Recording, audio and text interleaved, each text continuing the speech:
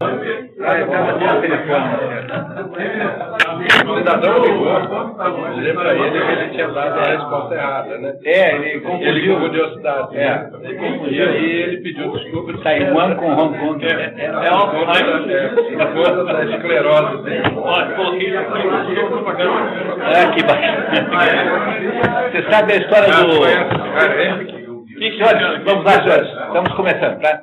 Sabe a história do médico que falou assim, tenho duas notícias, uma boa e uma ruim. Assim, qual é a ruim? A ruim é que você está com mal de Alzheimer. E qual é a boa? Amanhã você nem vai lembrar mais. Então, só para lembrar que o Olavo, ontem no programa, né, confundiu Taiwan com Hong Kong. E é engraçado, né, esse negócio de dar aula, você vive fazendo isso, eu faço isso o tempo todo. Uma vez eu dei um curso na Aliança Francesa em que eu troquei o tempo todo Prometeu com Sísifo. Sísifo, aquele que empurra a pedra morro acima. Eu fiquei o tempo todo contando a história do Prometeu, não do Sísifo, e falando do Prometeu, que é aquele que ficou amarrado na pedra. E não teve ninguém que teve a caridade de me avisar. Então você fica pagando aquele mico 2 horas, né? Então é obrigação avisar quando o sujeito está equivocado. Você falou que o Bill Gates foi presidente da América, só um dia. Pois é, vocês foram bacanas comigo. Era o pessoal lá da Aliança. Acho que o Fernando estava nessa turma.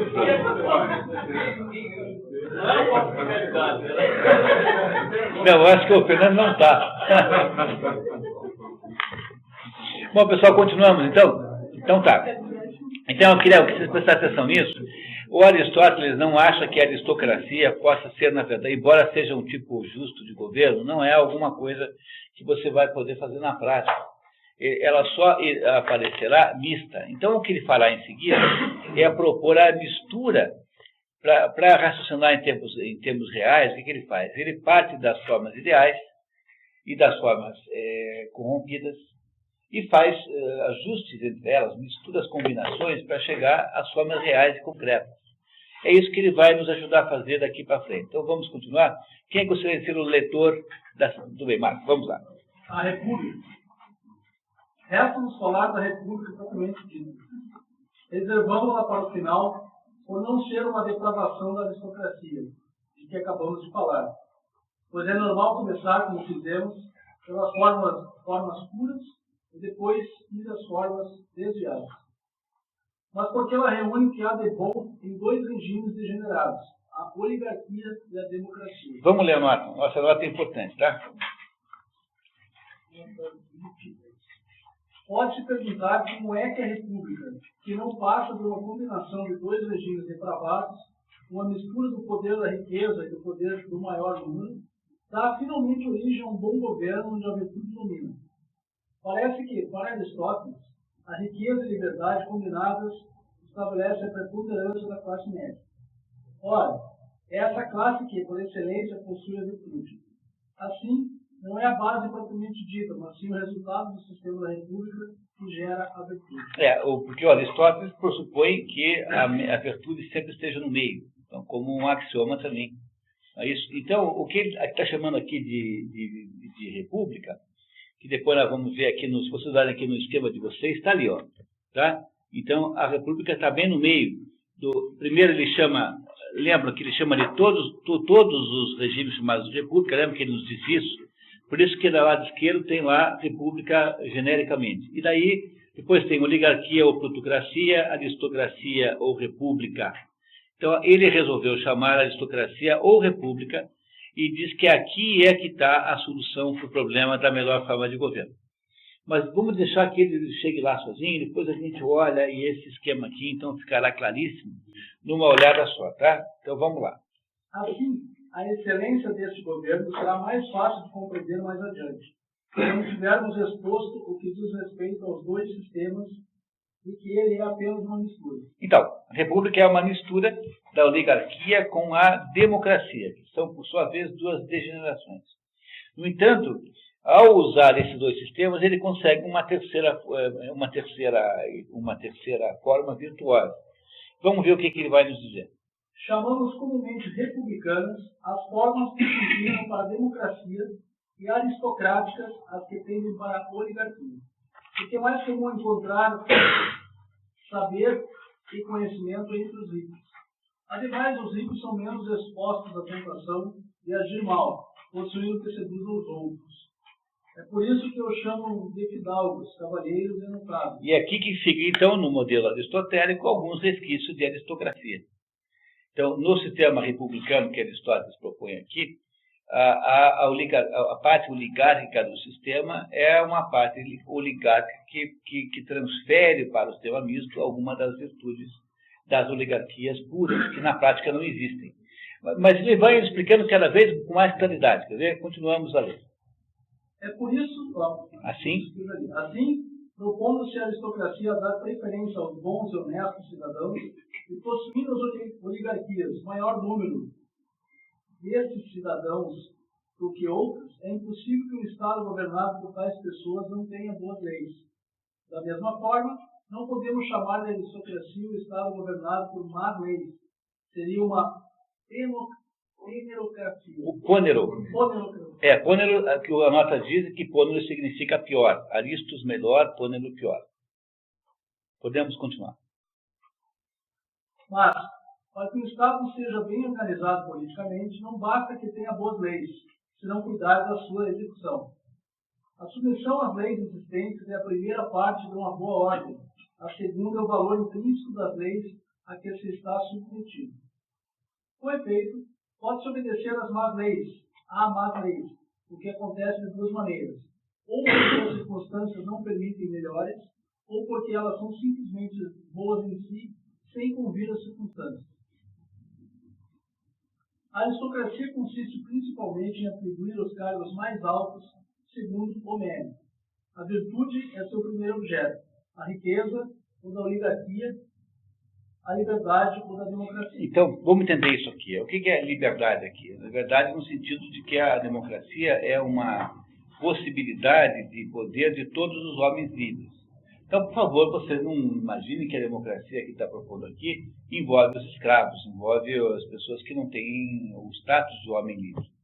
Então, se a aristocracia está pensando no mérito e a oligarquia está pensando no dinheiro, porque quando ele fala oligarquia, ele está sempre falando de plutocracia, ou seja, a tendência que há de o poder passar para os ricos. Então, a democracia na verdade, o império não dessas duas coisas, mas da oportunidade única que todos os homens livres têm igualmente, portanto, da maioria. O que ele não acredita é que isso possa funcionar sozinho. Então, o que ele quer fazer é uma mistura da oligarquia com a democracia. Ele abandonará completamente a ideia da monarquia como regime ideal, porque ele acha que a monarquia tem problemas muito grandes, embora possa ser viável, não é o melhor modelo de governo, porque para que você possa ter uma monarquia que funcione perfeitamente, é preciso ter um monarca sábio, um monarca excelente. Isso nem sempre acontece. Então, como no fundo Aristóteles não acredita que nós devemos ser governados pelos melhores homens, mas pelas melhores leis, o que ele fará é tentar criar um sistema de leis que permita que a média dos governos seja melhor. E ele só acredita, então, fazendo isso, misturando características da oligarquia com características da democracia. Que é o que vocês veem aí no esquema, quando diz ali, governo de uma minoria. Então, esse governo de uma minoria, ele tem a oligarquia ou plutocracia, e a oligarquia e plutocracia tem esses 4 tipos, ele já vai explicar quais são, não vamos nos antecipar. Depois tem a aristocracia ou república, que são de 3 tipos. A república oligárquica, que tende para a oligarquia, a república aristocrática, que tende para a oligarquia para o dinheiro, a aristocracia para o mérito. E a república democrática, que é essa aqui maior da maioria, que ele acha o número 13, que ele acha que é o número que é a solução perfeita. Mas vamos esperar que ele vai nos contar um pouquinho mais para a gente poder entender isso com toda a plenitude. Esses 3 governos têm por máxima comum decidir pela maioria das opiniões.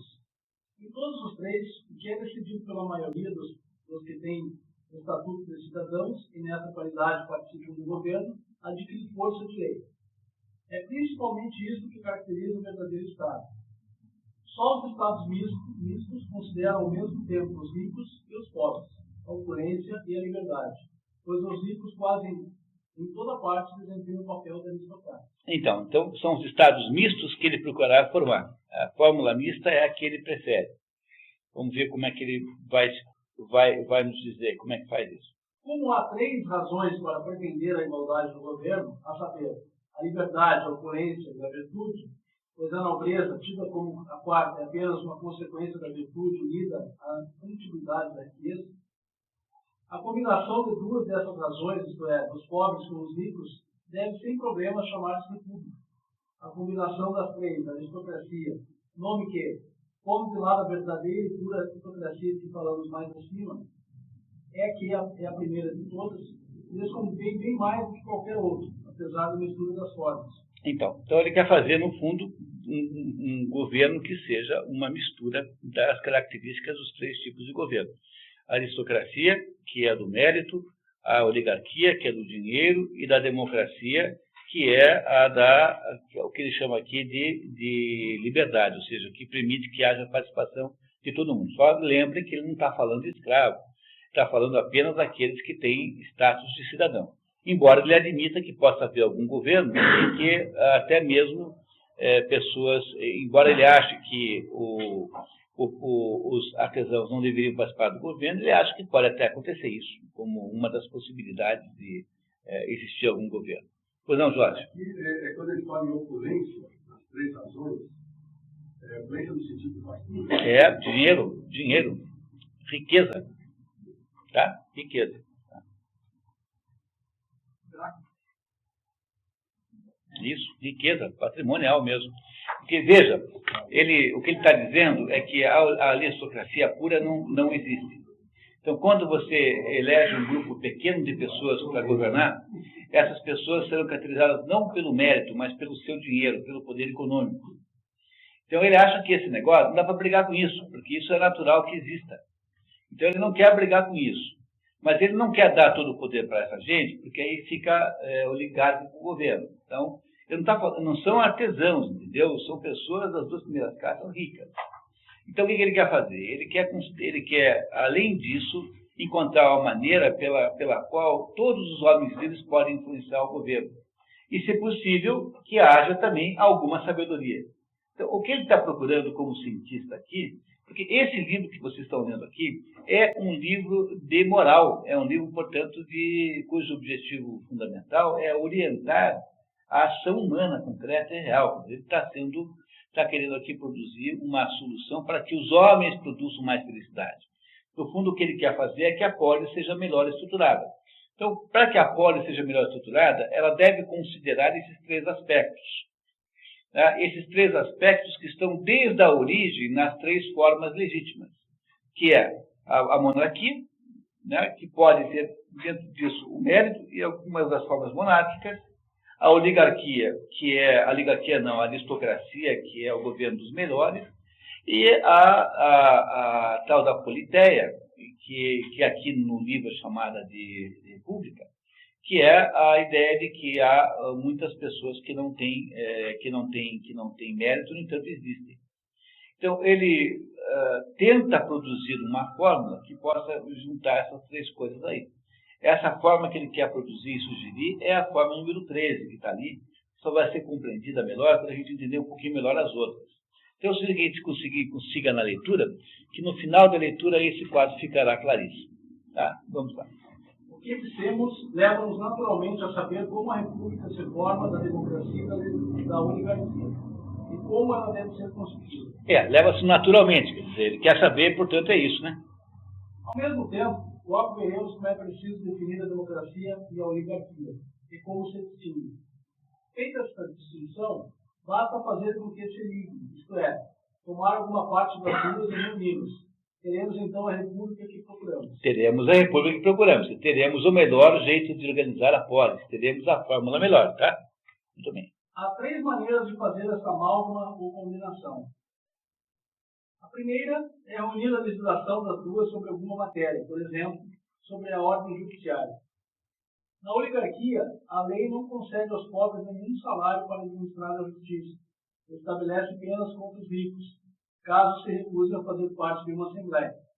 Na democracia, a lei dá um salário aos pobres, mas não aplica nenhuma pena aos ricos. O que é dar um salário aos pobres? A lei paga o serviço público. Então, é o salário do vereador, o salário do deputado, entendeu?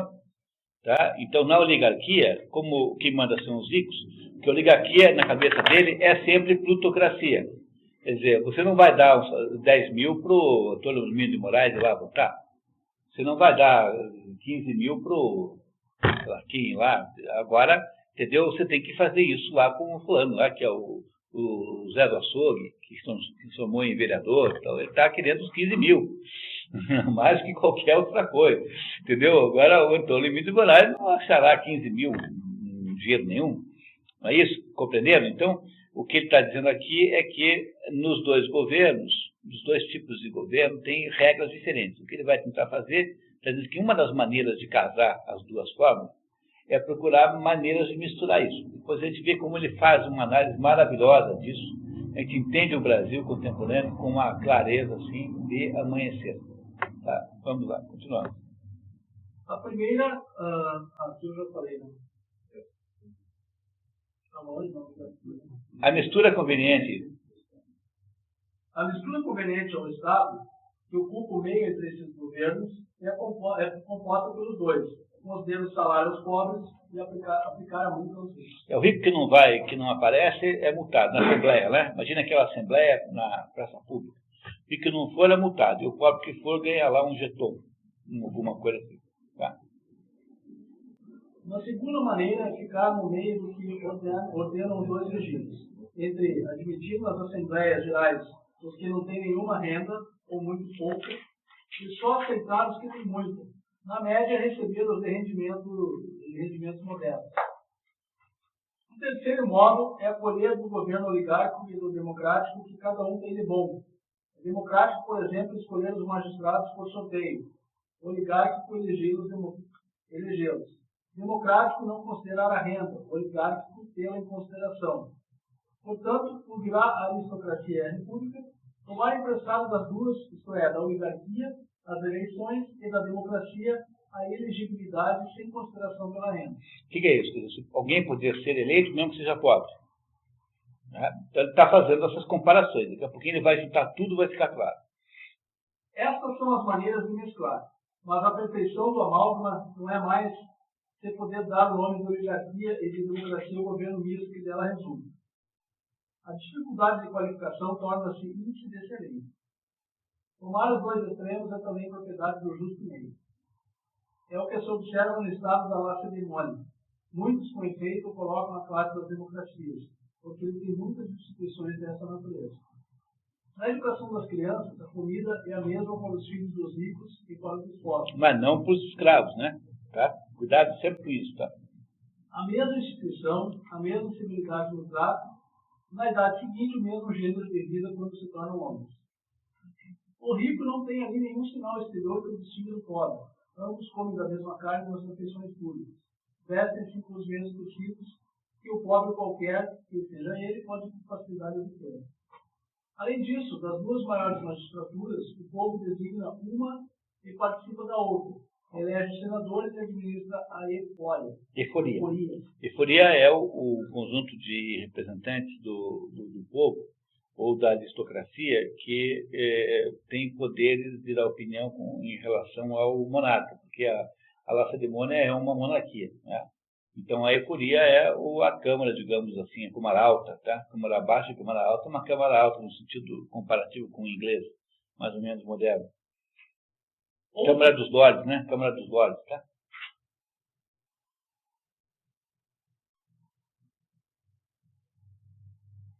Outros, porém, consideram oligárquico este mesmo governo, porque tem muitas coisas em comum com a oligarquia, principalmente que todos os seus magistrados são eleitos e nenhum é escolhido por sorteio. Poucos têm o poder de condenar a morte ou o banimento, etc. No estado bem equilibrado, é preciso que os dois elementos sejam observados e nenhum dos dois se sobressaia demais.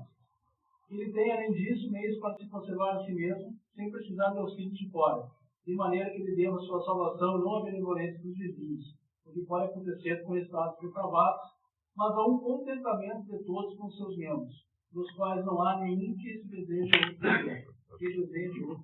Então aqui vamos fazer uma reflexãozinha sobre esse pedaço. Se o Aristóteles estivesse escrevendo um livro para ser publicado, essas informações estariam mais organizadas, né? Você sabe que não estão. E aqui, desse jeito que está muito melhor do que no outro, porque ainda o editor aqui, né, o compilador do texto, aproximou-as entre si, para que elas tivessem mais cabimento, porque, no fundo, elas estão mais organizadas, mais desorganizadas do que isso ainda, nas edições que apenas reproduziram a sequência clássica de documentos. Mas o que o Aristóteles, na verdade, está fazendo o seguinte: olha, tem a monarquia é um sistema que pode ser constitucional ou não, pode ser bom ou ruim. A monarquia depende fundamentalmente de uma pessoa. Então, a monarquia, para alguns momentos, para algumas sociedades, é, de fato, a melhor solução. De fato, não há nenhuma solução perfeita para todos, porque os governos dependem daquilo que a cidade chama de excelência.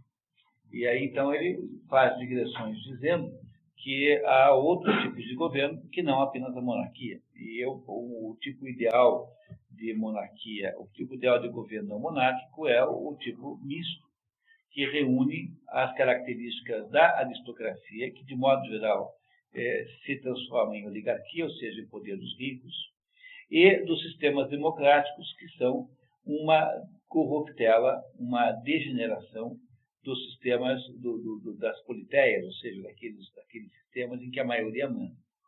Então, como ele abdica da ideia de implantar sistemas puros, justos, no sentido de serem puros, achando que o melhor mesmo é tentar aproveitar componentes das degenerações, tanto a degeneração oligárquica, que você não pode fingir que os ricos não existem, quanto da degeneração das poliarquias, das politeias, né?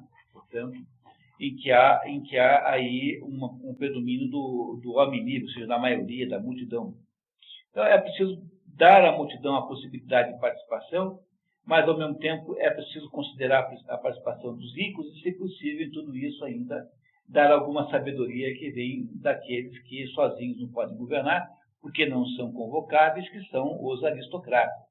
Aristocrata, para Aristóteles, não é o sujeito que é mais rico. O que é rico é o plutocrata. Para ele, aristocrata, está no sentido histórico grego, é aquele que é excelente, ou seja, aquele que é melhor, é aquele que faz parte de uma certa elite.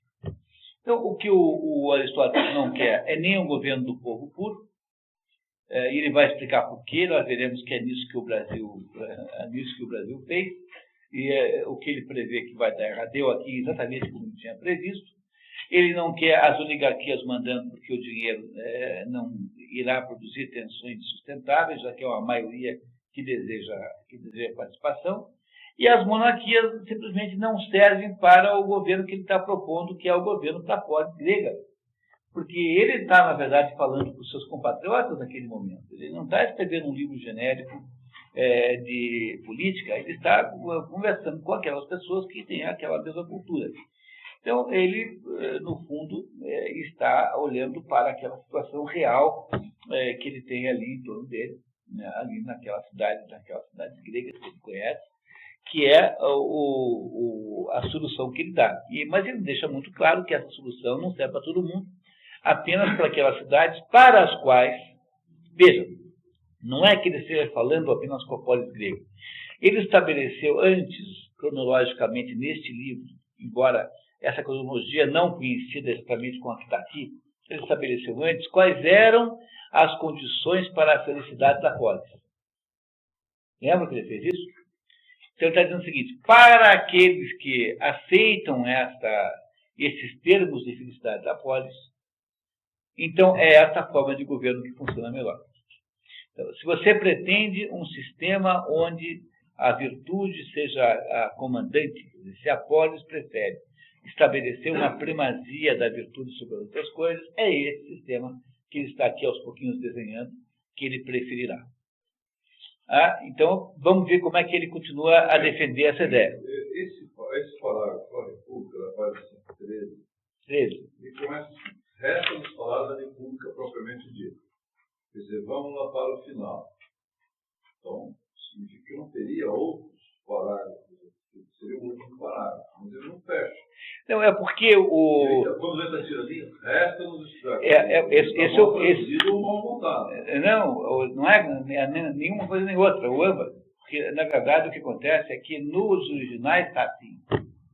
Entendeu? Nos originais ele faz promessas, ele faz menções a pedaços que podem ter se perdido.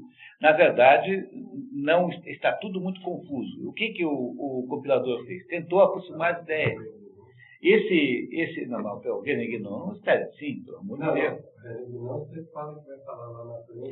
Mas fala. Mas o problema aqui é que o texto, como veio da antiguidade, ele é todo desestruturado. Então, esse compilador aqui fez o quê? Ele juntou os pedaços que pareciam ser uma linha cronológica de raciocínio para tentar ver se a gente entende melhor. Porque a grande virtude da gente pegar essa tradução aqui é, primeiro, que tem para comprar, conforme vocês já testaram. O segundo é que, pelo menos, a gente consegue ter uma visão do conjunto da obra, começo, meio e fim, mas com o prejuízo que nós estamos pagando aqui de ter que ficar o tempo todo fazendo esta censura aí, né, ao texto, né, porque há momentos infelizes mesmo do texto, mas esse aí não é culpa do tradutor nem do compilador. Esse é o problema do texto, que foi reestruturado a partir de um texto mal estruturado. Então, continuamos. Agora ele vai voltar um pouquinho a falar da tirania. Como vocês sabem, a tirania é o sexto tipo de monarquia, e ele, na verdade, mal fala disso, porque ele tem horror a isso, então ele acha que aí já caiu fora do assunto do livro. Tá? Estamos na página 117. Resta-nos estudar o que chamam oligarquia, democracia e tirania. Tá vendo? Tá todo. Né? Em toda a extensão da corrupção é fácil ver qual é a pior e qual vem a seguir. Quanto mais a monarquia se aproxima idealmente do governo celeste, mais sua alteração é detestável. A monarquia não passa de um vão nome, se não se distingue pela grande excelência de quem reina. O vício mais diametralmente contrário à sua instituição é a tirania. Portanto, é também o pior dos governos. Então, veja, como isso aqui podia estar melhor escrito, né? Vamos tentar entender isso aqui, ó. Quanto mais a monarquia se aproxima idealmente do governo celeste, ou seja, de um governo divino, mais sua alteração é detestável. É uma maneira canhestra de falar, né? Quer dizer, mas, na verdade, isso deve estar assim no original em grego. Porque os outros tradutores parafraseiam um pouquinho, para não ficar muito duro. Mas mais a sua alteração, quer dizer, é menos recomendável você mudar. Né? É isso que ele está dizendo. Quanto mais o governo monárquico parece com o governo divino, menos é recomendável você mudar. Isso que significa mais sua alteração é detestável. A monarquia não passa de um vão nome, se não se distingue pela grande excelência de quem reina. Então, o problema da monarquia é que a monarquia é a loteria. Você pode se tem que dar certo com o sujeito lá que está mandando. Porque como há na monarquia, de alguma maneira, mesmo que ela seja constitucional, ela sempre dá um grau de poder maior, porque afinal, que rei sou eu, né? Já dizia o reizinho das tirinhas. Esse era o Jô Soares que falava, né? Que rei sou eu. Mas imitando aquele reizinho das tirinhas, que os mais veteranos lembrarão daquela tirinha do reizinho. Gordinho, né? Que rei sou eu. Então, o que é um rei sem poder? Porque essas monarquias aí eram monarquias de verdade, não eram monarquias de aparência, como é hoje em dia a monarquia. Então, o problema é que você dá um enorme poder para alguém que você não sabe quem é. E se for um louco? Se for um maluco? Se for Portugal, que pegou um monte de monarquia tranqueira e veio embora, batendo lá, né? Foi quase enterrado no país, né? Quer dizer, aquela história. Você pega a mãe do Dom Pedro, do João VI, Maria Louca. Ela não chama Maria Louca à toa. Porque ela era maluca mesmo, doida varrida. Isso. Aí veio o João VI para o Brasil. Não era João VI, né? Ele era João VI, depois virou João VI. Ele veio para o Brasil e no lugar da mãe, a mãe abdicou, ele virou imperador já em Portugal, veio para o Brasil. E no Brasil voltou para Portugal, né? Daí depois foi sucedido pelo irmão do Dom Pedro I. O Dom Pedro I teve que voltar para Portugal para resolver o problema. Aliás, é preciso reconhecer o mérito desses dois Pedros aí que nós tivemos, tanto o primeiro como o segundo, foram sujeitos enormes, considerando esta vira-latada que está aí hoje. Quer dizer, foram sujeitos imensos, enormes. O Dom Pedro I voltou com a roupa do corpo, foi lá para Portugal, abdicou, né, em função do filho, que era muito pequeno, houve a regeira, foi para Portugal, resolveu o problema do irmão, o Miguel, que tinha feito lá o maior distúrbio possível em Portugal, e depois de ter pacificado Portugal, foi para a França e morreu de tuberculose. Morreu em Paris. O outro também, foram pessoas nobilíssimas, esses dois imperadores aí, os dois imperadores brasileiros. Então, o problema da monarquia é que ela é meio loteria. Você nunca sabe para quem que você deu aquele poder enorme, né? Você tem que ter sempre a sorte de ter um bom governante. É o que ele está dizendo aqui. Tá? O vício mais diametralmente contrário à sua instituição é a tirania. Portanto, é a pior também de todos os governos. Trataremos dela não porque mereça longos discursos, mas para não menti-la, tendo anunciado a indicação do número de governos. Como ele já disse que tem, então ele está tratando, né? É isso que ele está dizendo. Dá uma olhadinha na nota, essa vale a pena ler. 25. Nota 25. Recolocamos a tirania, simulação em página 313. Recolocamos a tirania em seu lugar na classificação dos governos, mas no texto original, Aristóteles a rejeita para assinalar seu desprezo por ela. Convinha, diz ele, fazer menção para terminar a tirania, como a pior de todas as depravações e a menos digna do seu nome de Constituição. É por isso que a deixamos em último. Este é o motivo da ordem que acreditamos dever seguir. Este governo é em si tão mau que não voltaremos a encontrá-lo no estudo sobre o melhor governo. Então os compiladores aqui ajeitaram o texto. Então, pra você ter uma ideia, eu que fiz o estudo comparado dos dois, determinados capítulos desse aqui, tem 3 ou 4 capítulos desse aqui misturados. Dá um trabalho infernal fazer essa ligação. Porque esses que estão aqui, um dos méritos desse trabalho é ter dado ao texto um sentido cronológico de sequência. Né? Agora, a tirania entra aqui no meio mais ou menos como um tumor, porque ele, no fundo, o Aristóteles a citou como sendo existente, mas ele não é alvo do estudo do Aristóteles, porque ela é tão fora do sentido de política, no sentido mesmo, que está fora, ele a rejeita como desprezível. Continuamos. Ao tratar da monarquia propriamente dita, distinguimos no mesmo passo duas espécies de tiranias bastante análogas entre si e, com relação à monarquia, bastante sujeitas à passagem de uma à outra, sendo ambas legítimas. Esse bastante, você sabe que é muito, né? Está errado, né? Não é suficiente aqui, ele quis dizer muito mesmo. Né? É isso que ele quis dizer, mas ele usou bastante errado. Certos povos bárbaros elegem reis aos quais concedem poder absoluto.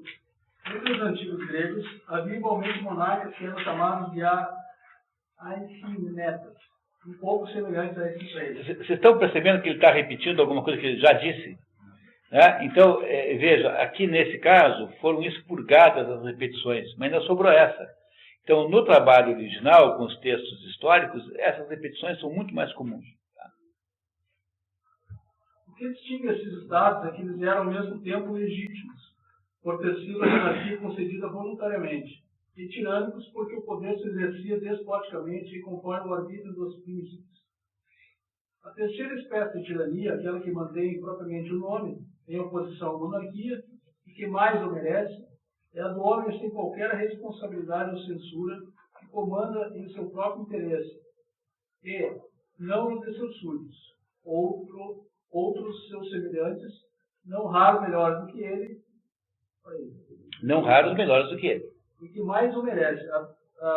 É a do homem sem qualquer responsabilidade ou censura que comanda em seu próprio interesse e não no de seus súditos. Outros seus semelhantes, não raro melhores do que ele. Domínio que, por isso mesmo, porque tange a eles involuntário, pois homens livres não podem suportar de boa vontade tal aviltamento. É o Requião, esse é o Requião. Acabou de escrever o Requião.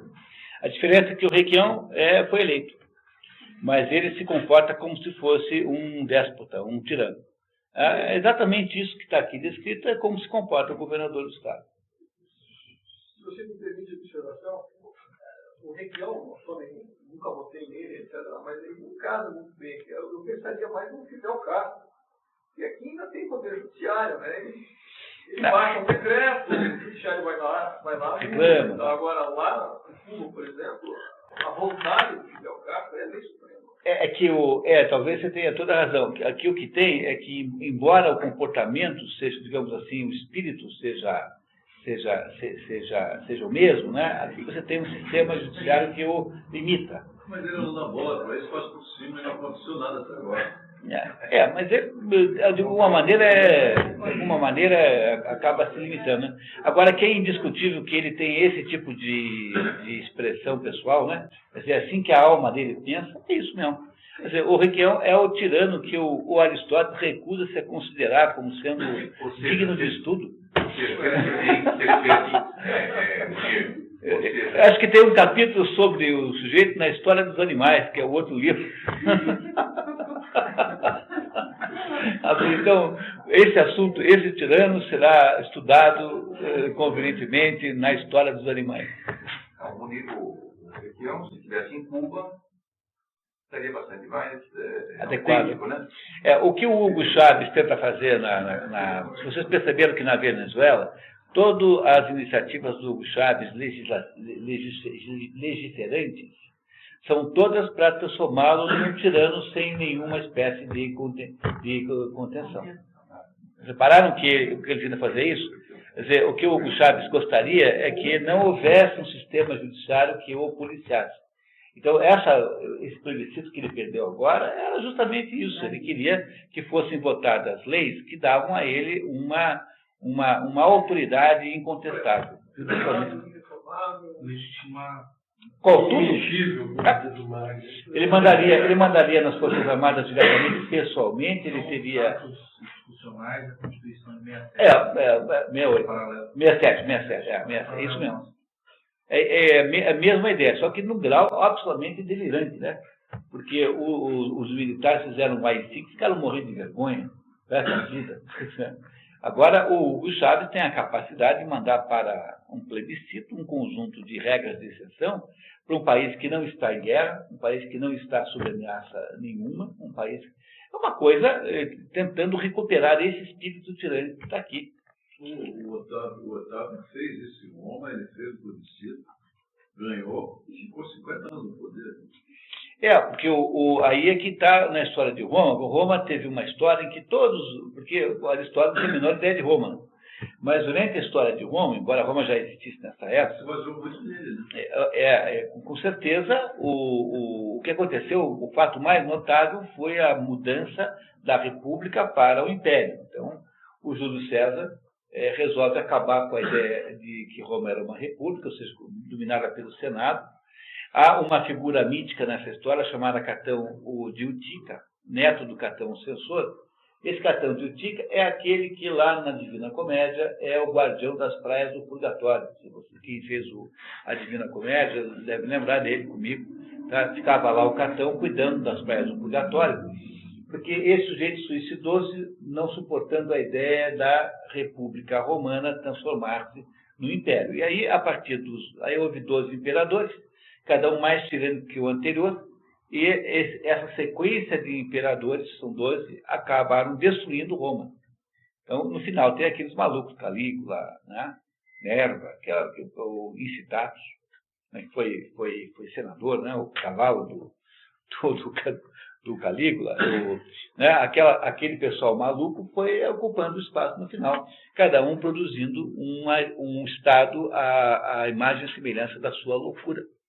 O Hugo Chávez fazendo a mesma coisa na Bolívia, na Venezuela. Na Bolívia também. Também. O ato falho funcionou, hein? Continuamos.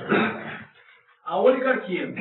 A oligarquia ocupa o segundo lugar entre os governos depravados. Vamos ler a nota. Botei aqui, ler a nota, 26. Nota 26. Ouvimos as duas passagens em que Aristóteles define a oligarquia e distingue suas diferentes espécies. Os dois fragmentos coincidem perfeitamente, ao contrário do que se observará mais adiante quanto à democracia. No caso da discussão da democracia, ele tem dois esquemas explicativos contraditórios, um pouco, em termos. E por que isso é assim? Porque as notas, os documentos que fazem a política de Aristóteles foram recolhidos ao longo de muitos anos. Eles não são contemporâneos, eles não sofreram revisão, não foram comparados entre si, então eles guardam imperfeições que advêm da oralidade, da precariedade da aula, entendendo? Então a gente tem que ter essa atitude para com Aristóteles de ser capaz de fazer um pouco de arqueologia no texto. Então, esse livro aqui, no maior mérito de todo desse livro, é fazer essa organização para nós, para tornar mais fácil a nossa cabeça funcionar no modelo aristotélico. Quando terminar a leitura, nós teremos tido uma belíssima visão da política de Aristóteles. Mas, se fosse para fazer no outro, a gente ia demorar muito mais tempo. Tá? Muito mais tempo. Em compensação, há alguma coisa a pagar aí, em termos de clareza, às vezes. Então, ele está dizendo que na oligarquia, ele fundiu, né, o compilador fundiu os dois trechos num trecho só. Vamos ver o que nos diz a oligarquia. É bastante distinta da aristocracia. A primeira forma de oligarquia é aquela em que as magistraturas são dadas às grandes riquezas. Excluem-se os pobres, embora seja a maioria, mas quem quer que tenha alcançado o grau de riqueza prescrito é apto para os cargos. Quer dizer, os pobres estão excluídos, mas se você ficar rico, daí pode ser governante. Tá? É essa a ideia que está aqui. Tal índice mantém-se até nos limites da mais simples mediocridade. Isto basta para ser admitido nos cargos. Ou seja, até mesmo uma determinada média muito baixa torna a oligarquia, capacita alguém a participar do governo. Como os participantes são a maioria, é necessariamente a lei e não o capricho que domina. Eles são tanto menos testados a aspirar à monarquia quanto as suas faculdades são mais modestas. E, não possuindo nem riqueza suficiente para viverem desocupados, nem tão pouco que seja preciso alimentá-los à custa do público, eles preferem a sua própria dominação à da lei. A segunda espécie é aquela em que os proprietários são minoria, mas mais ricos do que os da precedente. Sendo mais poderosos, querem também ter mais autoridade. Para isso, escolhe como colega gente desse tipo. Desculpem, olhem no esquema, por favor, para a gente não perder a chance de entender isso bem. O primeiro tipo é aquele ali, ó, chamado na linha 10. Tá? O primeiro tipo de oligarquia é que a renda média é a condição imposta para você poder governar. Então, a oligarquia, lembrem que o que eles chamam de oligarquia é, na verdade, plutocracia. Reparem que o próprio autor escreveu ali na esquerda, né? A oligarquia ou plutocracia. Ou seja, o governo do rico. Isso é uma distorção, não é isso? Então, os governos oligárquicos puros são distorções. Ele não quer isso, ele quer misturar isso com democracia. Ele quer misturar duas distorções para tirar alguma coisa que preste no final. Não é?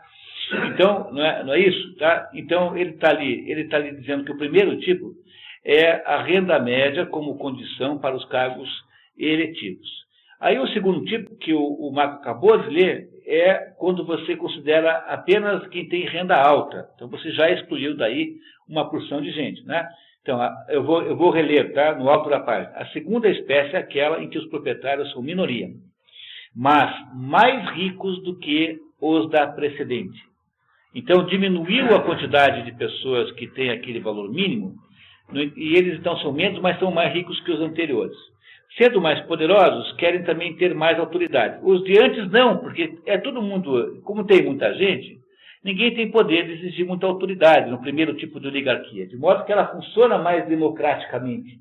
Agora não, agora a quantidade das pessoas que foram aceitas no grupo dirigente é muito menor, tá? Que é o número 9, renda alta. Tá? Então, agora, o que acontece com os cargos? Os cargos são concedidos aos mais ricos e nomeiam a si próprios em caso de vacância. É isso que se chama de cargos cooptados. Entendeu? O Brasil passou por isso na época do café, a oligarquia cafeira, da República Café com Leite, era isso? Era isso. Isso mesmo. O patrão de Minas que mandava no país. É isso mesmo. Depois o Getúlio... O Getúlio, para poder romper contra isso, ou ele estabelecia uma oligarquia de gaúchos, coisa que não podia fazer, porque o Rio Grande do Sul não tinha a expressão econômica que tinha o café com leite, embora tivesse uma indústria boa de carne de exportação, que era o maior negócio do Rio Grande do Sul. Mas o que ele faz? Ele faz o contrário, ele faz a evolução para a democracia, no sentido de aumentar a base política, né? Ou seja, ele se alia aos escravizados, como faz tipicamente um demagogo, mas ele combate a oligarquia com o aumento da base política, que é o que o Getúlio Vargas faz. Cuba, a oligarquia cafeeira, que já estava com problemas financeiros, né? A oligarquia cafeeira de São Paulo, né, que já era São Paulo, né? Você sabe, né, que quando há a libertação dos escravos, há também a transferência do café para São Paulo, que é feito no mesmo ano, os escravos são libertados antes da colheita do café no Rio, no Brasil todo. Para sacanear os caras. Então, o que acontece é que a oligarquia paulista do café, associada com a mineira, tinham feito esse jogo que ele está dizendo aqui. Quer dizer, houve uma concentração maior. No fundo, o modelo do aristotélico é muito interessante, porque ele diz para você o seguinte, que a oligarquia é assim, ela começa com você aceitando no grupo oligarca pessoas que têm muito pouco capital. Então, você cria uma base muito ampla. Essa gente, porque na verdade é uma gente ocupada, eles não estão muito preocupados com o poder. Então, eles vão deixar um grupo governar e vão cuidar da sua própria vida. Se essa base diminui e fica mais elitista, mais ricos, aí esse pessoal já começa a achar que eles é que devem mandar só eles mesmos. Eles começam a ter uma atitude crescentemente tirânica. Se você estreita mais um pouquinho ainda, eles vão dizer, não, mas agora nós viramos uma dinastia. Agora somos nós que mandamos só nós. E se você estreita imensamente, você volta para a monarquia tirânica. É isso que o Aristóteles vai nos contar agora o que acontece. Então, a nossa oligarquia cafeeira, café com leite, todo mundo entende isso, né? O Brasil, quando se tornou-se independente, em República em 89, tinha como economia central, né? Tinha a economia do café como exportação e a economia do leite, que não era de exportação, o Brasil nunca exportou leite nenhum, mas os mineiros sempre foram muito poderosos, porque eles já vinham com a lembrança do poder da mineração. Afinal de contas, eles gestaram a independência do Brasil. A primeira atividade econômica relevante no Brasil foi a mineração, no ciclo do ouro, que começa em 1695. Aliás, feito por garimpeiros paranaenses, porque aqui tem uma província mineral importante, essa região de Campo Largo aqui, é uma região de uma província mineral importantíssima. E ela, no entanto, tem condições de mineração muito negativas, de modo que aqui foi escasseando o ouro que era bateado, né? Era tudo muito assim, e aí essa turma toda foi para Minas. Em 1695 houve uma imigração portuguesa tão estúpida para Minas, no Brasil, que o governo português teve que proibir a saída de portugueses para vir para o Brasil. Então, Minas consolidou um poder político extraordinário a partir de todos aqueles movimentos que acabaram na própria independência, em 1822, e associou-se a São Paulo, né, isso, no tal do movimento Café com Leite, e a economia do Brasil era café em 1930. Em 1930, Getúlio Vargas dá o golpe de Estado e faz um acordo com as lideranças de São Paulo para evitar uma guerra, acordo que esse ficou famosíssimo porque foi aí que houve, ou melhor, que não houve, a famosa Batalha de Tararé, que o Getúlio Vargas subia para o Rio, onde era a capital, e passaria pelo Paraná, né? O Paraná tem uma cidade chamada Sangés, que fica na fronteira com Itararé, lá do Sangés, outro Itararé, e ali os paulistas montaram uma barricada para segurar o Getúlio Vargas. E o Getúlio Vargas fez o acordo com São Paulo, dizendo que faria uma Constituição em seguida, que produziria o governo constitucional, e não houve a batalha. Por isso que o Barão de Tararé chama-se Barão de Tararé. Aquele, como um humorista, Aparício, né?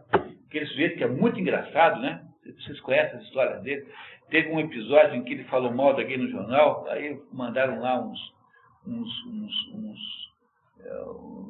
bandidos darem uma surra nele, uma monumental surra. E aí ele, quando conseguiu voltar para trabalhar, ele botou na porta do escritório dele: entre sem bater. Né? Genial, né? O bom humor. Né? E aí, então, o Getúlio Vargas desmonta essa oligarquia e tenta criar um governo de base popular, de alguma maneira. Por isso é que ele é considerado o pai do povo. O trabalhismo nasce aí, esse trabalhismo histórico de que o Brizola depois fez parte, né? E que hoje, de alguma maneira, foi substituído pelo PT, e que ainda está presente no mundo sindical, né? Todo esse sindicalismo que tem aí, se você considerar que o PT é apenas a instrumentalização política do sindicalismo, quem é o pai desse troço todo é o Getúlio Vargas. Então, ele não cria nenhuma oligarquia, mas ele tenta fazer um governo demagógico. Então, ele vai para outra fórmula que Aristóteles não acha boa, que é ele sai do defeito da oligarquia para o defeito democrático. Não, ele sai de um defeito para o outro e não consegue achar a fórmula no meio. E é mais ou menos isso que Aristóteles vai nos contar daqui a pouquinho. Isso é uma frase do Barão Tararé que é profética, né? Ele fala assim: a República nunca mais foi a mesma depois de Prudente de Moraes. Pois cada vez temos presidentes, poucos prudentes e outros muito menos. Cada vez menos prudentes e muito menos morais, né? Tá certo. Continuamos. Então vamos ver. Agora ele vai explicar, tá? Vamos lá. Marco, por gentileza, quer ler do segunda espécie para frente? A segunda espécie, alto da página 119. Okay. A segunda espécie é aquela em que os proprietários são minoria, mas os ricos, mas mais ricos do que os da precedente. Sendo mais poderosos, querem também ter mais autoridade. Para isso, escolhem como colega gente do seu tipo. Os postos são concedidos aos mais ricos e nomeiam a si próprios em caso de vacância. Se a escolha se fizesse entre todos, seria a aristocracia. O que a torna oligárquica é que ela se faz de uma classe determinada. Todavia, não sendo poderosos o suficiente para governar sem leis, transformam em leis a preferência que se arroga. Então, essa seria aristocrática no sentido de republicana, tá? Aqui, tá? Cuidado, tá? Como ele diz que são... Lembra que essa palavra republicano, república, é uma desgraça, porque ela tem dois sentidos, ditos até pelo próprio autor aqui, pelo próprio tradutor. Uma hora ela representa a ideia de mistura, de sistema misto, e a outra hora ela representa o nome que se dá para todas as outras coisas. Então, ela seria aristocrática, não no sentido... Desculpe a palavra aristocrático aqui, olhar ali, aristocrático ou república, tá? Então, no sentido republicano. Ou seja, se fizesse uma escolha de todo mundo, seria aquela fórmula mista. Mas como não faz, então continua sendo oligárquico. O que ele está dizendo é que as oligarquias vão se tornando cada vez mais erradas, mais inadequadas, na medida em que elas são cada vez mais estreitas, que estão dominadas por um grupo cada vez menor de pessoas. A Rússia passou por isso, não? Era uma tirania. A Rússia era uma monarquia, e era uma monarquia constitucional. Depois, depois do golpe, fizeram uma ditadura do proletariado. Eles fizeram um governo completamente imprevisível por Aristóteles, porque, afinal, é alguma coisa que não se concebia de modo nenhum, né? Que se transformou na prática numa oligarquia de um certo partido. Então havia lá a ideia de que todos eram iguais, mas alguns eram mais iguais que os outros. Então, o que aconteceu na Rússia foi um sistema de tirânico, que quando ele se consolida, né, vira uma tirania. Né, que é a tirania do partido. Mas o partido, em princípio, representa o governo, o povo. Mas bem assim, na prática não é assim, né? Entendeu? O Brezhnev colecionava automóveis. E a perestroika? Que era... A perestroika é um processo de... Tem duas coisas, né? Glasnost, que é a transparência, mas ela significa distensão política, e a perestroika, que significa a reestruturação econômica. A perestroika é o nome que só se aplica à desestatização, entendeu? Em vez de desmontar a empresa na Rússia, que chama-se General Everything. A Rússia tinha porque tinha raiva da General Motors, inventou a General Everything, que era o governo, o Estado russo que fazia tudo. Então, a perestroika é o desmonte da General Everything e a glasnost é o desmonte do Partido Central. São os dois processos. É uma espécie de engenharia política, né? Os dois são, né, nesse sentido. Tá? Se você ler determinados autores, você vai descobrir que isso pode ser apenas uma operação de fachada. No fundo, a Rússia hoje é dominada pela KGB. Quem domina hoje a KGB é uma oligarquia, a Rússia é uma oligarquia com base na KGB. Esse esse Putin aí, é um dos sujeitos mais espertos, mais estratégia que você possa imaginar. Por exemplo, vocês ouviram alguma coisa da Chechênia ultimamente? Então, dá para imaginar o que eles fizeram lá, né? O que deve ter acabado com o último dos chechênios. Né? É muito provável que não tenha sobrado nenhum chechênio nessa altura do campeonato. O Putin deve ter acabado com aquilo mesmo na base da mais absurda violência. O Putin era o chefe da KGB. Então, o sujeito que é chefe da KGB é presidente do país, mas um papel cá entre nós. Uma história interessante que eu gosto, também no Wall Street Journal, o avô do Putin era o cozinheiro-chefe do Estado. Está vendo como as receitas de tirania são velhas, as receitas são muito antigas. Né? Esse Putin, ninguém presta atenção, mas é talvez o governante do mundo mais, hoje, o governante do mundo mais perigoso que possa existir é esse Putin. Mas a máfia russa é KGB. A KGB, né? oficialato da KGB, não tem mais KGB, né? O que é? Tem outro nome qualquer. Por exemplo, em Portugal tinha lá a PIDE, no tempo do Salazar, PIDE, nome da polícia.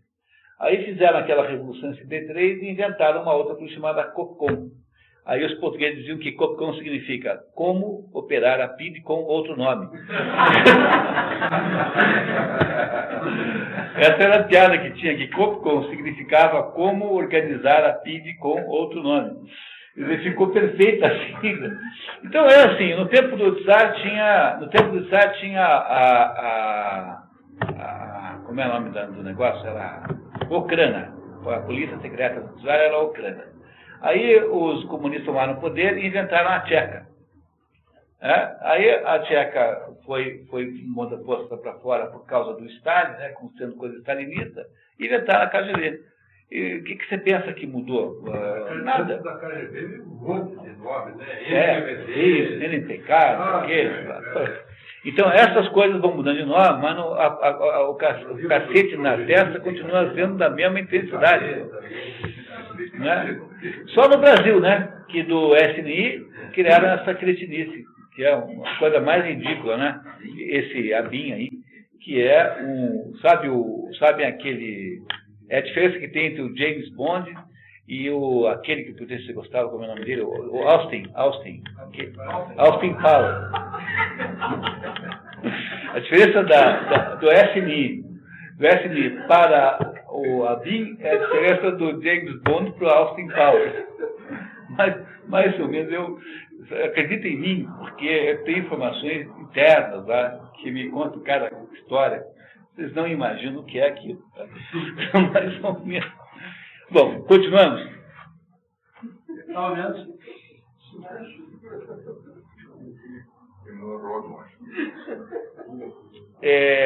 Se seu número diminuir. Se seu número diminuir e a sua riqueza tiver novos aumentos, forma-se um terceiro grau da oligarquia, no qual, aproveitando a ascendência que adquiriram pelos seus postos, fazem com que se ordene por uma nova lei e os seus filhos serão seus sucessores. Entendeu? Cada vez vai estreitando mais a oligarquia e vai ficando mais poderosa. A quarta é aquela em que ocorrem as mesmas coisas, mas dominam os magistrados e não a lei, tendo aumentado ainda mais sua riqueza e seu crédito. A potência dos oligarcas aproxima-se da monarquia.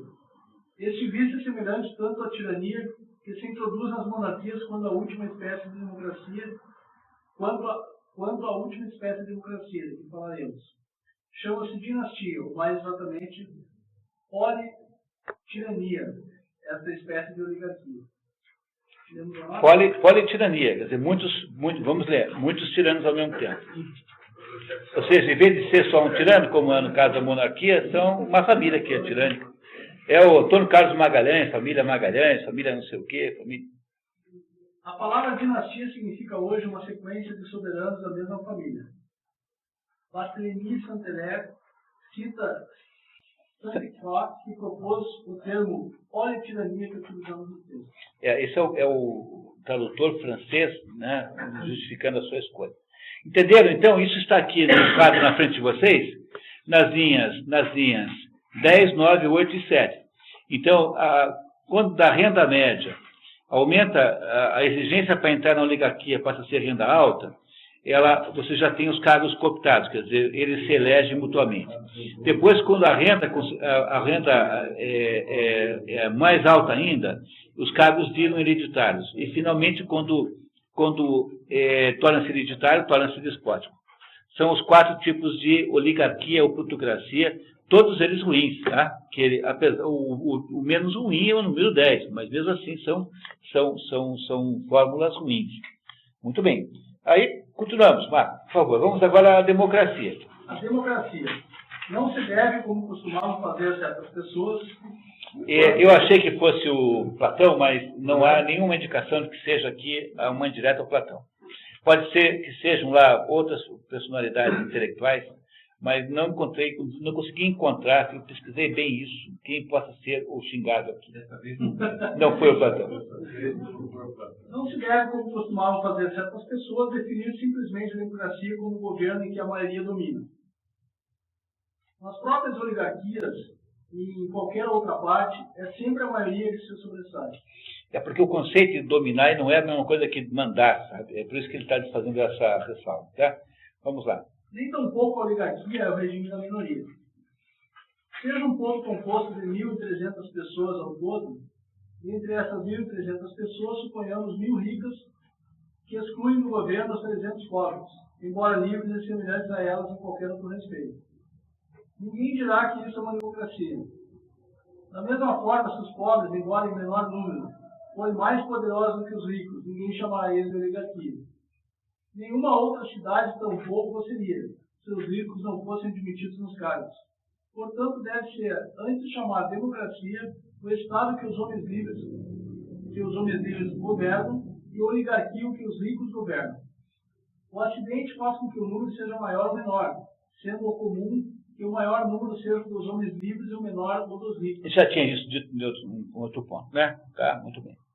Se os poderes se distribuíssem de acordo com a estatura, como acontece, segundo certos autores, na Etiópia, ou de acordo com a beleza, haveria oligarquia, porque a beleza e a alta estatura não pertencem à maioria. Mas estas não são diferenças suficientes, impróprias para caracterizar esses estados. Ele quer dizer aqui que elas não são próprias, significa que elas são acidentais. Ou seja, não são essenciais, tá? Esse sentido. Sendo a democracia, como a oligarquia, capaz de conter diversos elementos, é preciso ter como certo que não há democracia numa nação onde poucos homens livres comandam um maior número de pessoas que não o são, como em Apolônia, no Mar Jônio, e em Tera, cidade em que, sem considerar a maioria, os cargos se concentravam nas mãos de um pequeno número de habitantes, mas todos nobres e de raízes muito antigas no lugar. Tampouco seria uma democracia se os ricos só fossem superiores pelo número, como ocorria antigamente em Colofão, onde antes da Guerra dos Lídios, a maior parte dos cidadãos possuía grandes heranças.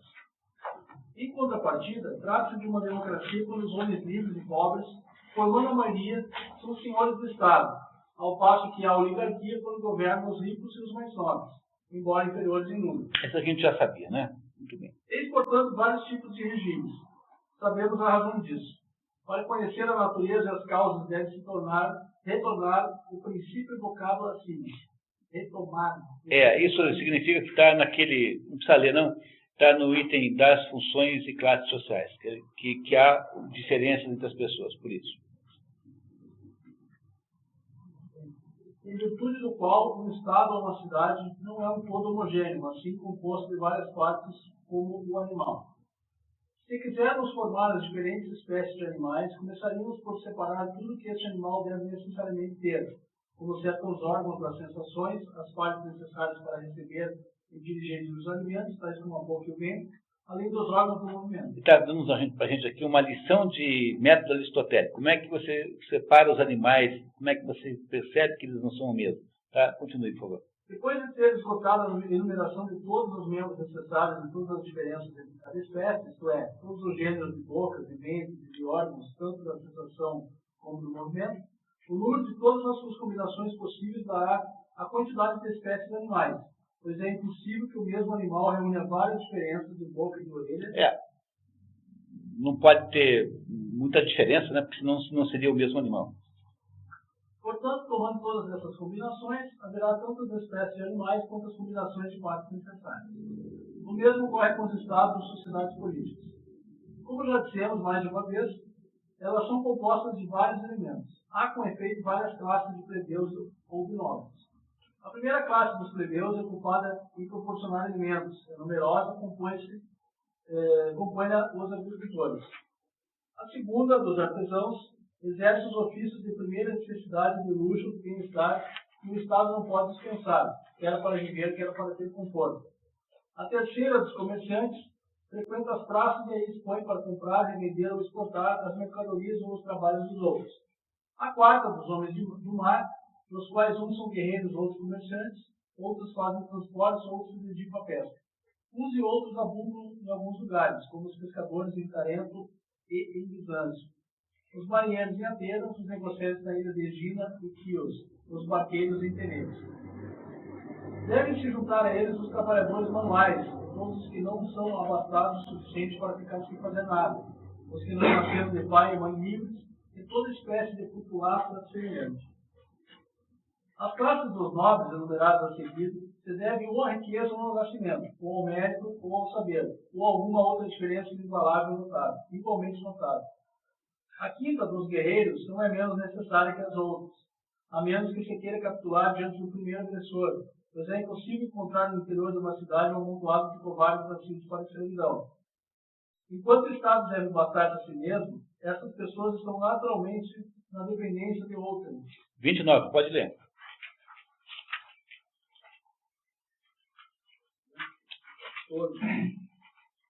Nota 29. Para a clareza do texto, colocamos em nota a crítica que faz nesse ponto Aristóteles de uma opinião de Platão sobre a divisão das classes. Platão, em sua República, tratou das diversas classes do Estado de uma maneira muito elegante, mas muito imperfeita.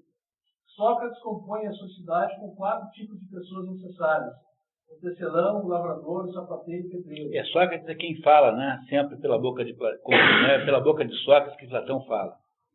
Como, porém, percebe que esses não bastam, acrescenta o ferreiro, os pastores de animais necessários, depois o comerciante no atacado e no varejo, que são partes que completam a primeira cidade, como se a cidade tivesse sido instituída mais para as necessidades da vida material do que para a vida honesta, ou se tivesse tanta necessidade para patentes de lavradores. Quanto aos guerreiros, não os introduz senão depois que ela tiver aumentado o seu território e atingido o território vizinho, travar uma guerra por suas fronteiras. Ok, continuamos, voltamos ao texto. Uma sexta classe. 122, uma sexta classe. 122. Aqui. Uma sexta classe, a dos magistrados, é necessária caso surjam litígios entre as 5 outras classes, para que haja alguém que os termine e faça justiça a quem é devido. Assim como entre as partes do animal se deve colocar a alma numa posição bem superior ao corpo, deve-se também, na organização do Estado, colocar bem antes e bem acima das partes relativas às necessidades da vida corporal, o exército, os tribunais e o conselho, que são como que uma alma da vida civil, sobretudo o conselho, que é como o seu intelecto. Isso você já sabe, né? Quer dizer, primeiro a alma, o intelecto, a alma, corpo. Né? Espírito, alma, corpo. Primeira, segunda, terceira casta. Esta é a regra cósmica. É assim que tudo tem que ser organizado. Está aqui o Aristóteles concordando com isso. Né? Muito bem. Se todas essas funções são essenciais ao Estado, não resta dúvida de que o Exército seja uma de suas partes integrantes. A sétima classe é dos ricos, que satisfazem as necessidades do Estado com suas riquezas.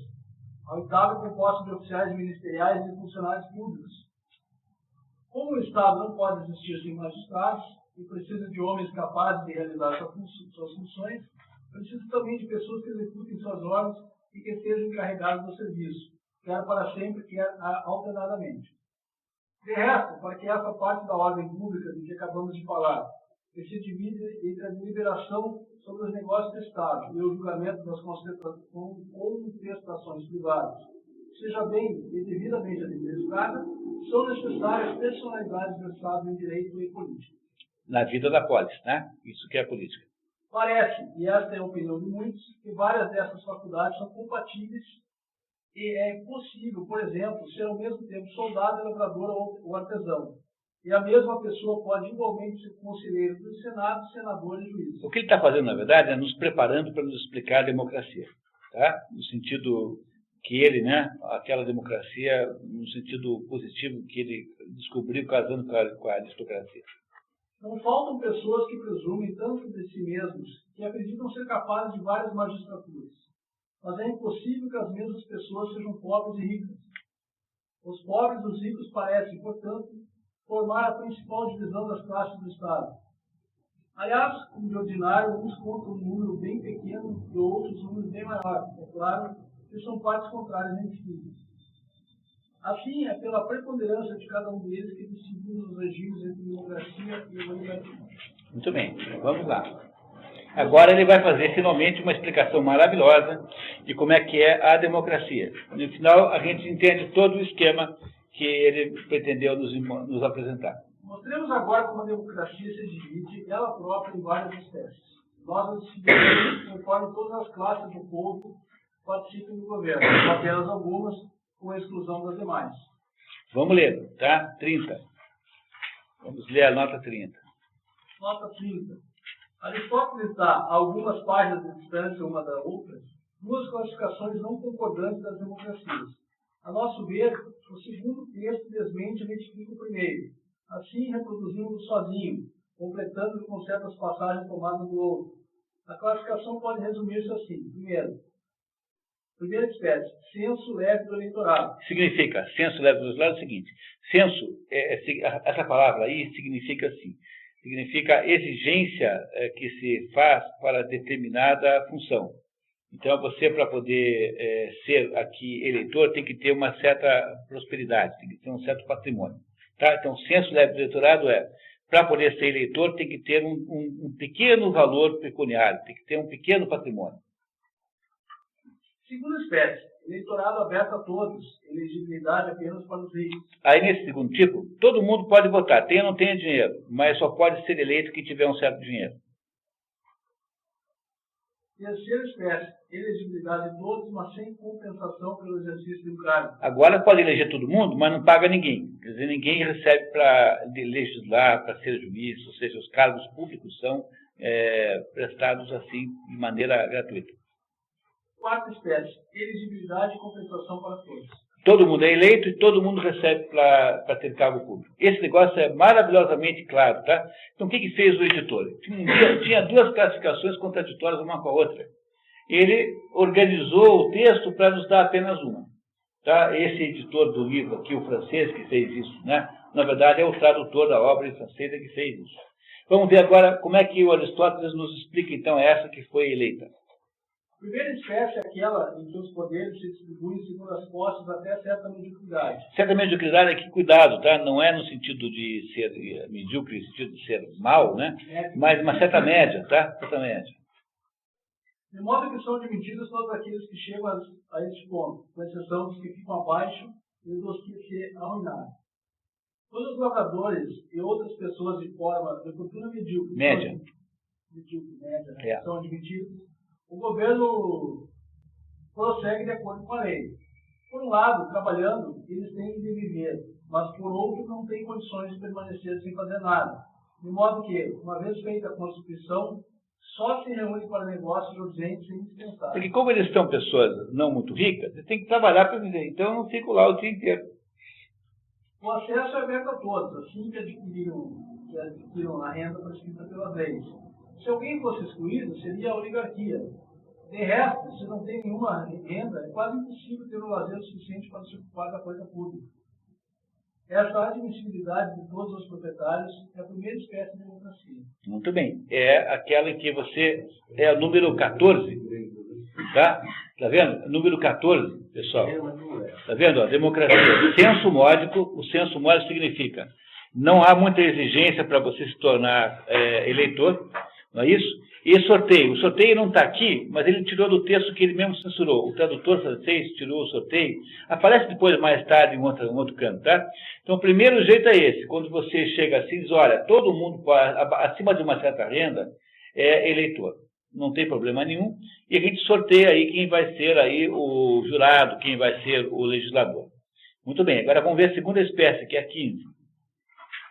A segunda espécie se reconhece pelo direito de voto nas eleições que se realizam na Assembleia.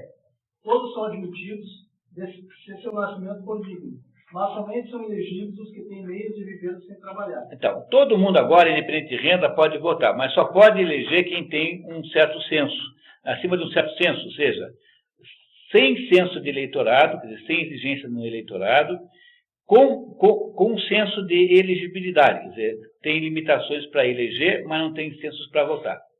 Tá? Estou entendendo na linguagem que está aqui, né? Muito bem. As leis são respeitadas nessa democracia porque os cargos só proporcionam honra e não lucro. Ninguém ganha nada, portanto, o sujeito que vai lá vai só pelo amor à pátria. Tem algum governo assim aqui, no mundo? Olha, eu conheço um governo que é assim, tem cidades dos Estados Unidos em que os vereadores não ganham nada, é muito comum, né? E tem um país chamado Andorra, que fica entre França e Espanha, em que o sujeito trabalha até lá seu bar, sei lá o quê, sua lojinha. Então, entre as 10 e meio-dia, ele pega, põe um troço qualquer, uma faixa no pescoço, vai na Câmara de Vereadores, vira vereador, deputado, sei lá o quê, fica 2 horas discutindo e vai embora trabalhar de volta para casa. Ninguém ganha nada também. Há alguns casos que são assim.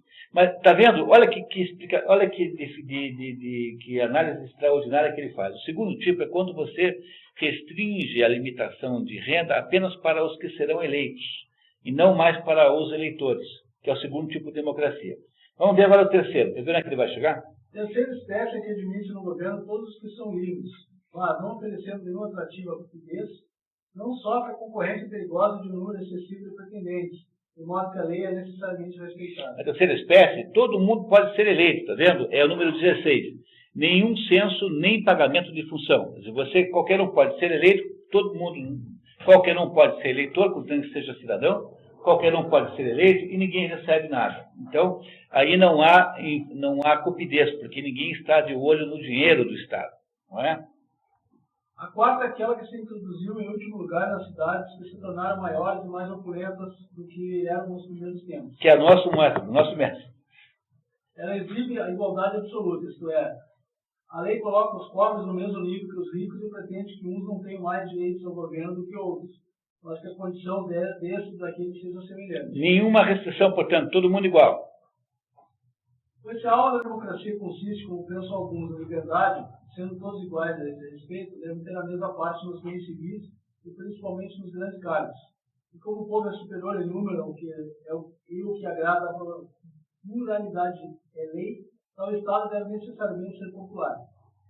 Mas se todos são indistintamente admitidos no governo, é a massa que se sobressai, e sendo os pobres assalariados, podem deixar o trabalho e permanecer ociosos, não os retendo em casa a preocupação com seus próprios negócios. Porque nesse sistema aqui, todo mundo vota, todo mundo é eleito, mas os cargos são pagos, tá? Então vamos ver o que ele acha disso. E pelo contrário, um obstáculo para os ricos que não assistem às assembleias, nem se preocupam com o papel do juiz. Resulta daí que o Estado cai no domínio da multidão indigente e se vê subtraído ao império das leis. Os demagogos calculam com os pés e fazem predominar os decretos. É medida provisória. Muito bem. Olha o Brasil, olha a descrição do que é o Brasil. E o Paraná? Tal gentalha, não é Brasil. Não. Tal gentalha é desconhecida nas democracias que a lei governa. Os melhores cidadãos têm ali o primeiro lugar. Quando a lei governa. Mas, onde as leis não têm força, pulam os demagogos, o povo torna-se tirano. Trata-se de um ser composto de várias cabeças.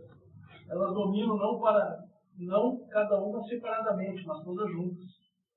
Não se sabe se é desta união ou do governo alternado e singular de vários de que fala Homero, quando diz que não é bom ter vários senhores. De qualquer modo, o povo, tendo sacudido o jugo da lei, quer governar só e se torna déspota. Se governo não difere nada da tirania. Os bajuladores são honrados, os homens de bem sujeitados. O mesmo arbítrio reina nos decretos do povo e nas ordens dos tiranos. Trata-se dos mesmos costumes. Vamos até o fim agora. O que fazem os bajuladores de corte junto a esses, fazem os demagogos junto ao povo. Gozam do mesmo crédito. Sugerem o desprezo pelas leis, reduzem tudo à sua vontade. Só respeitam seus decretos. E depois de tê-lo tornado senhor de tudo, tendo suas opiniões e suas vontades entre as mãos, tornam-se seus senhores, por sua vez pelo hábito que se contraiu entre obedecer-lhes. Eles se limitam aos assuntos gerais, atacam os magistrados em pessoa, atribuem ao povo o direito de julgá-los. E, como este se presta de bom grado à sua instigação, terminam por dissolver tudo e tudo subverter. Não é que em razão e sem censura tal governo, e, de preferência, o chamam de democracia ao invés de república. Pois, onde as leis não têm força, não pode haver república, já que este regime não é senão uma maneira de ser do Estado, em que as leis regulam todas as coisas em geral, e os magistrados decidem sobre os casos particulares. Se, no entanto, pretendermos que a democracia seja uma das formas de governo, então não se deverá nem mesmo dar a este nome a esse caos em que tudo é governado pelos decretos do dia, não sendo, então, nem universal nem perpétuo em nenhuma medida. E aí vocês percebem agora... Olha só, pessoal, agora esse esquema aqui, olha, nós passamos um pouquinho da hora, mas eu preciso de mais 5 minutos para a gente agora esclarecer de vez por todas esse esquema que está aqui. Então, repare, vamos olhar de baixo para cima, tá? Então, diz assim, que quando você tem o governo de uma maioria, então você tem lá embaixo como uma fórmula, que não é ideal, a democracia. A primeira modo de democracia é o número 14. Censo módico e sorteio. Você, então, exige alguma coisa para alguma renda para você ser eleitor e sorteia entre eles aqueles que serão votados. O segundo jeito é quando você libera o eleitorado, mas gera ali uma exigência para a elegibilidade, quer dizer, torna só elegível aquele que tiver uma certa receita. Aí o terceiro você libera os dois, mas não paga para ninguém. Portanto, aí, de certo modo, evita-se a cupidez. E aí, então, o último jeito, que é aquele 17, né, é quando você não tem nenhum censo, quer dizer, nenhuma exigência, mas paga a função, quer dizer, você paga a função. E essa maneira leva ou para a igualdade de direitos, ou então para a tirania de fato da plebe, que é aquilo que ele chama de demagogia, que é a perversão da perversão. Se a democracia já é uma perversão, a demagogia é a perversão da perversão. Vimos lá em cima que você tem a monarquia, que não é o método que ele sugere, porque depende de você encontrar o rei. Aí vimos que a oligarquia ou plutocracia se divide naqueles 4 tipos que vão do 7 ao 10, com graus crescentes de concentração da oligarquia. E sobra então o quê? Qual é o modelo que Aristóteles acaba dizendo que é o melhor? É a aristocracia, que ele diz que é a república. Então ele diz que essa república pode ser, no item 11, a linha 11, uma queda para a riqueza, quando ela será uma república oligárquica, ou para uma queda para o mérito, ou seja, quando o mérito é tão considerado quanto a riqueza, ela é uma república aristocrática. Mas, na verdade, o melhor jeito é quando você consegue o equilíbrio entre riqueza, virtude e número. Que a riqueza é o valor da oligarquia, a virtude é a aristocracia e o número é a democracia. E aí, então, fazendo a mistura daquelas 3 coisas ali, você tem a famosa república democrática, que é o modelo que Aristóteles pensa seja melhor para que o Estado seja governado, para que a polis seja governada. Então, esse é o resumo das considerações que Aristóteles faz sobre o modelo de governo. No livro original existe uma série de comentários sobre constituições específicas, que nesse aqui foram transformados em anexos. Então, há no anexo desse livro aqui vários comentários sobre casos concretos, sobretudo sobre o caso de Platão, né, da República de Platão, que é apenas uma proposição também. E aí, amanhã, quando a gente começar, a gente pode debater mais um pouquinho isso, porque agora temos mais um dia, né?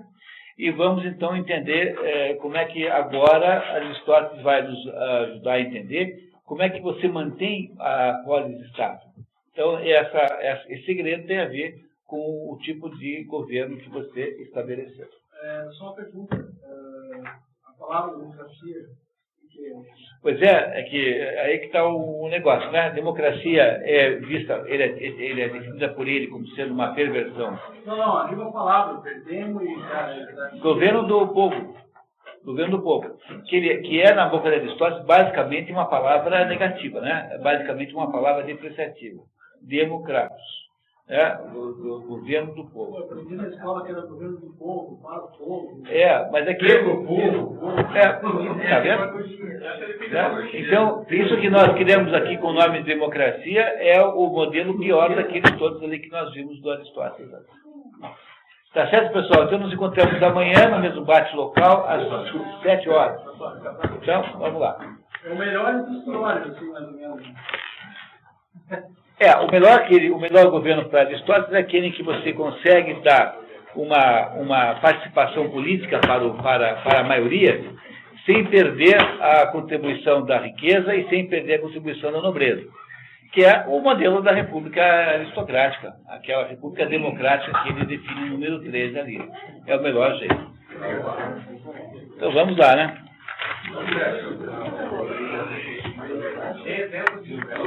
Até amanhã, Jorge.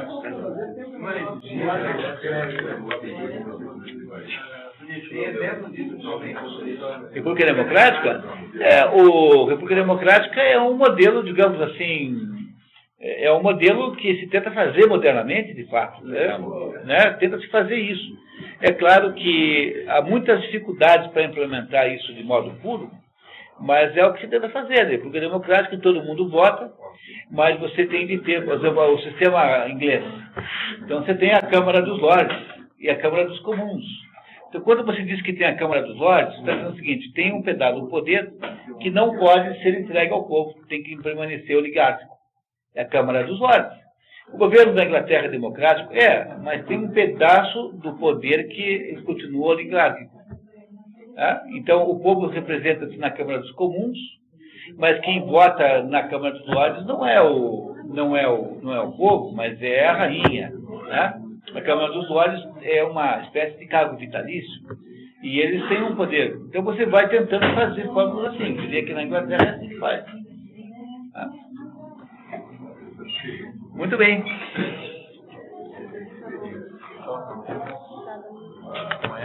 Então, até amanhã, né?